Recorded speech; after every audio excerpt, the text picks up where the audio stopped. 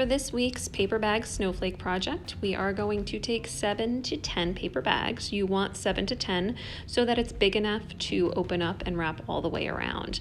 You don't want to do more than 10. It will make it too difficult to cut through. So as you can see, you're going to take a hot glue gun and you are going to make a T on every bag and then place one on top of the other.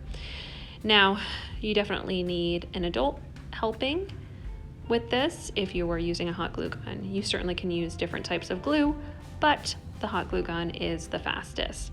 You're going to make an upside down T on every paper bag and gently place down as it adheres to the bag.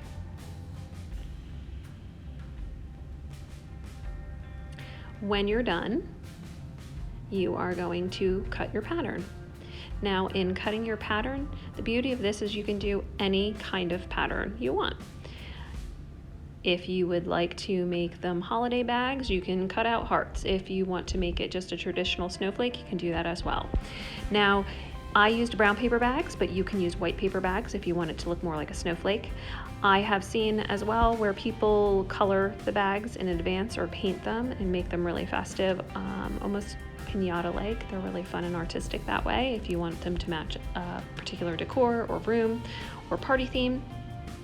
I, at the end of this, spray painted mine just to give them a little bit of extra pizzazz, a little bit of a silver color. So, as you can see, I'm cutting out my shape. The beauty of this is that no two are alike, kind of like snowflakes. You just do your own however you want. Be careful not to cut the bottom of the square. The bottom square is where it attaches. Here we go. Now you're just going to glue those ends together. So just like you did throughout, you're going to do a T. Place your hands inside those two bags and press gently together.